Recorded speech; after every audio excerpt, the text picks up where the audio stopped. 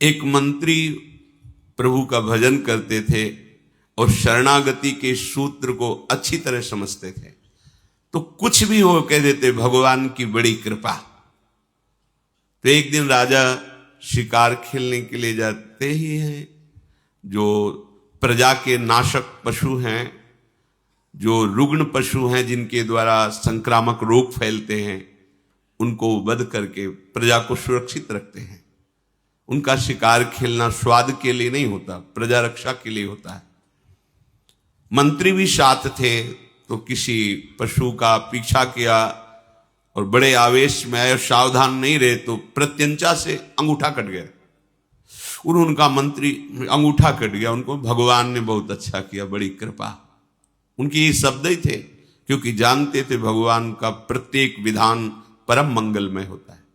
बड़ा गुस्सा आया उनका, दुष्ट कहीं का, तो हमारा मंत्री है दुश्मन है, हमारा अंगूठा कटा, तो कहता भगवान ने बहुत अच्छा किया, बड़ी कृपा हुई, इसको बंदी बनाया जाए और तुरंत कड़ी सजा के द्वारा इसे जेल में रखा जाए।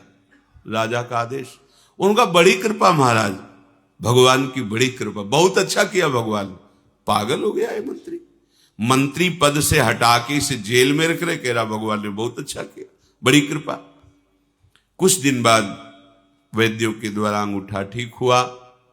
स्वभाववश फिर शिकार खेलने के लिए गए, एक पशु का पीछा किया। जो राज सैनिक थे वो जंगल की गलियों में पीछे रह गए और वो आगे निकल गए पशु का पीछा करते हुए। उधर कोई बलशाली राजा के परिकर बलि देने के लिए पुरुष की खोज कर रहे थे।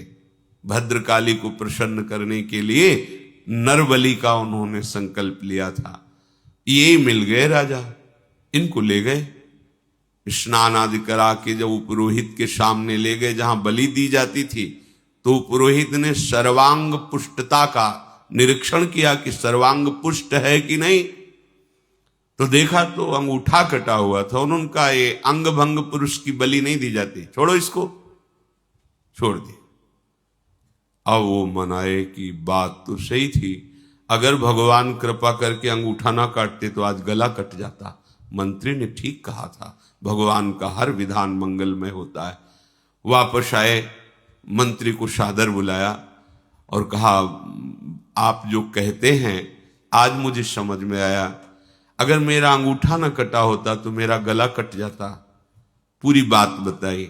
आप कहते हैं भगवान की बड़ी कृपा, भगवान ने अच्छा किया, ये बात तो समझ में आ गई, लेकिन तुम मंत्री पद से हटा करके कड़ी सजा भोग रहे हो जेल में, इसके लिए भी कहा भगवान की बड़ी कृपा, भगवान का मंगल विधान, इसमें क्या कृपा आपने देखी? तो उनका महाराज सैनिक भले पीछे रह जाते, लेकिन जहां आपका घोड़ा होता वहां मेरा होता। आप बंदी बनाए जाते और मैं बंदी बनाया जाता। आपका तो अंगूठा कटा था, आप बच जाते, लेकिन मेरी बलि चढ़ जाती, इसलिए भगवान ने मुझे जेल में रख दिया। भगवान की बड़ी कृपा। जो भक्त होता है वो हर विधान और निश्चित परम कृपा छुपी होती है।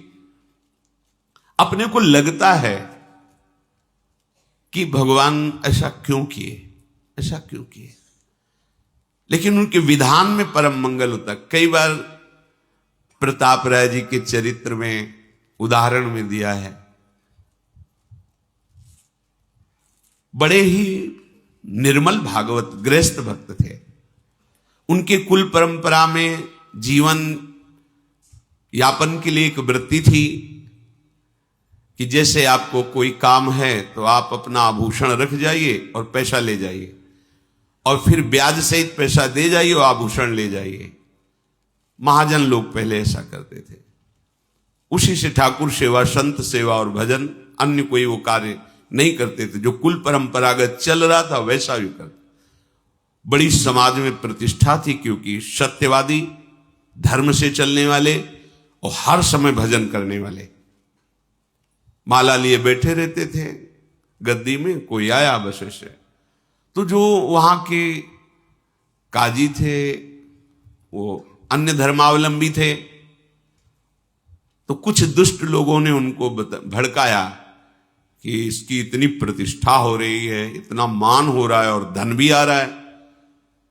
तो उन्होंने एक मन में जो ठाना था नीचा दिखाने के लिए, अपना पूरा का पूरा प्लान बताया कि ऐसा ऐसा किया जाए तो समाज में भी इसकी निंदा होगी और सारा धन इसका छीन लिया जाएगा और इसको दंड भी दिया जाएगा। काजी को सहमत कर लिया। 3 लोग इसमें प्रमुख बने। एक गया, प्रणाम किया प्रताप राय जी को और कहा हमारी बेटी का ब्याह है, 10,000 रुपये चाहिए।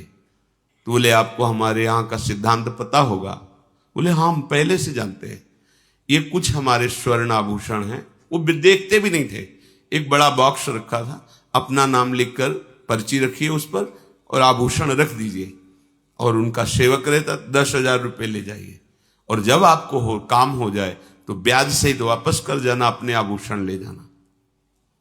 देखा भी नहीं क्या है।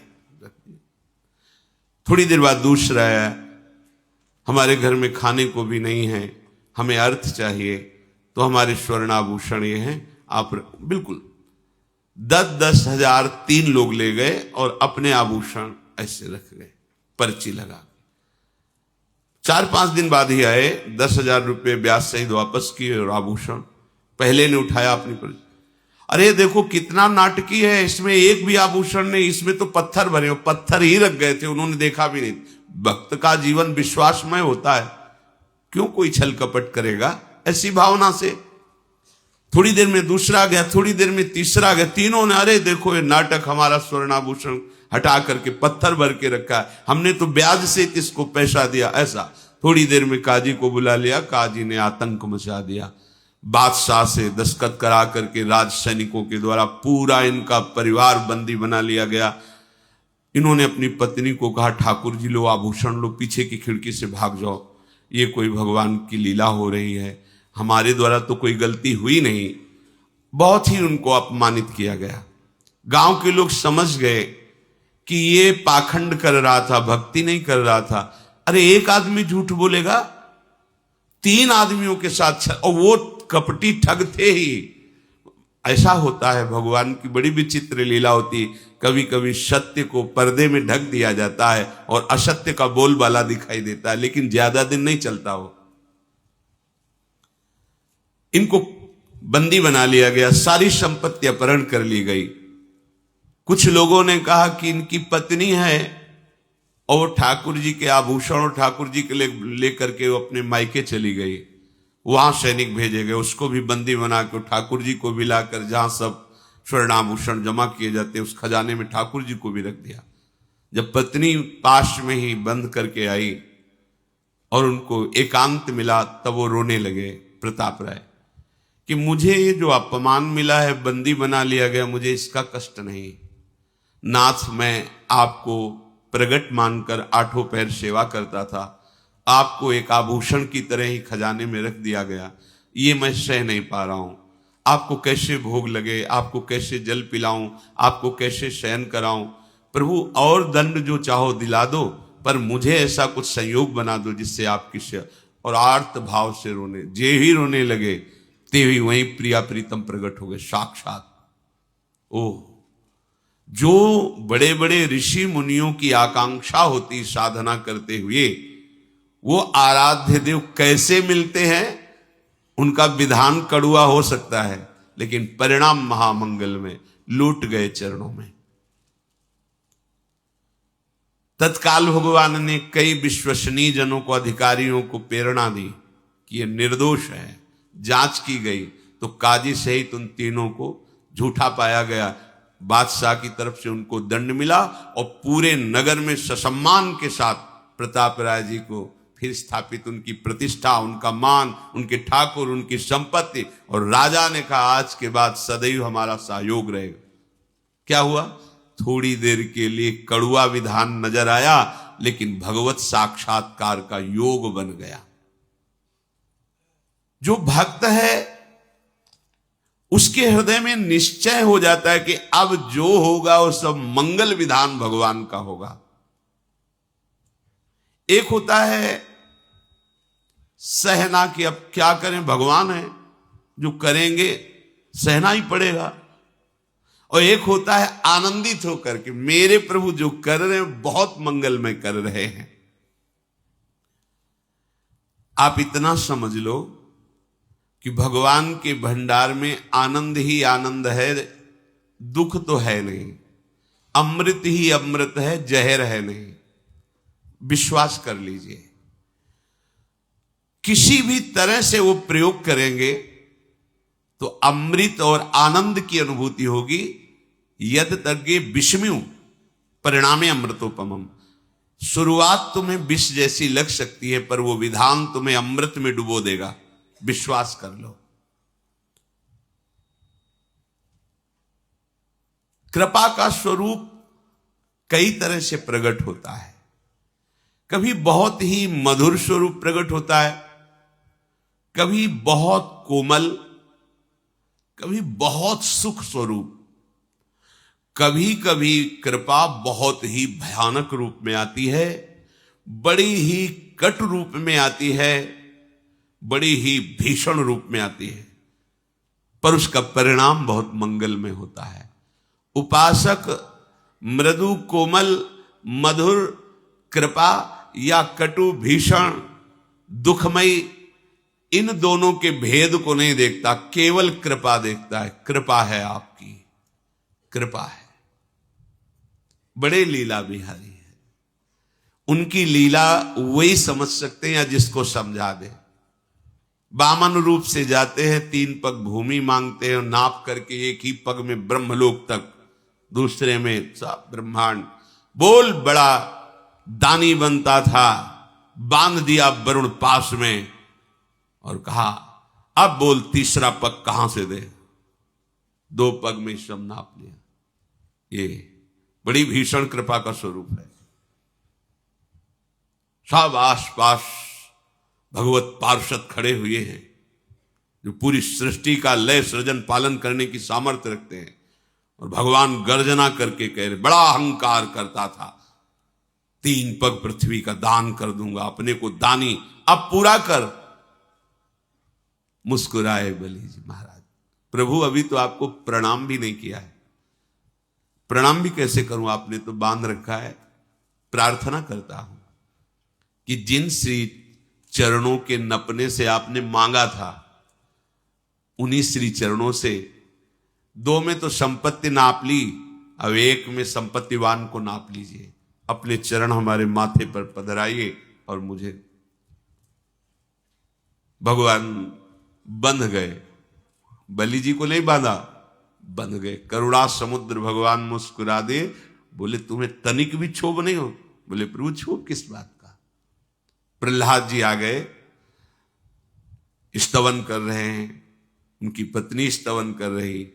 भगवान ने कहा आज के बाद द्वारपाल मैं तुम्हारा। आज भी भगवान बलि के द्वारपाल बने हुए खड़े हुए हैं, आज भी। बोलो, भगवान ने बलि को बांधा या बलि ने भगवान को बांध दिया? लेकिन कृपा इतनी भीषण दिखाई दे रही थी कि कोई मंगल का विधान ही नहीं समझ में आ रहा था।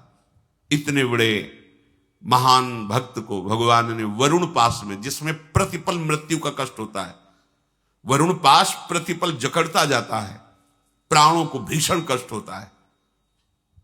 तो कृपा मृदु भी हो सकती है, भीषण भी हो सकती है, पर भक्त मृदु और भीषण नहीं देखता, केवल कृपा देखता है। तो परिणाम में कृपा सिंधु को अपने हृदय में, अपनी दृष्टि में, अपने प्राणों में, अपने जीवन में, बाहर भीतर उनकी कृपा ही कृपा, उनका अनुभव करता है। विश्वासी शरणागत भक्त प्रभु को दौड़ते हुए अपने प्रति मारने की भावना से आते देखकर भी बिल्कुल भय नहीं होता, आनंदित होता है। भीष्म जी कौरवों के पक्ष में हैं, भगवान अर्जुन जी के सारथी हैं। भगवान ने प्रण किया था हम कोई अस्त्र नहीं गएंगे महाभारत के युद्ध में। भीष्म जी ने कहा मैं गंगा का पुत्र नहीं कहलाऊंगा यदि आपको अस्त्र धारण करने के लिए विवश न कर दूं तो। भीष्म जी ने ऐसे बाणों की वर्षा की कि अर्जुन जी की कोई बस नहीं रह गई। महावीर हैं भीष्म जी। और भगवान के भी शरीर में बाण रूपी पुष्पों की झड़ी लगा दी। अर्जुन को, भगवान को अपने बाणों की परवाह नहीं। जब अर्जुन को देखा कि ना तो प्रत्यंचा चढ़ा पा रहे हैं, क्यों जे भी प्रत्यंचा पे काट दिया था, प्रत्यंचा काट दी, हर जगह से असमर्थ कर दिया अर्जुन को। कूद पड़े रथ से, उठाया रथ का पहिया और भागे भीष्म को मारने के लिए। ये देखो कृपा, अपनो परण विसार भगत को पूरो परण निभाऊं। भीष्म जी ने धनुष बाण रख दिया और घुटने टेक कर हाथ जोड़कर बैठ गए और कहा, ए ही पुंडरी काक्ष देव देव नमोस्तुते, मामद्य सात्वत श्रेष्ठ पातयस्व महाहवे। त्वया हि देव संग्रामे हतस्यापि ममानघ, श्रेय एव परम कृष्ण लोके भवति सर्वतः।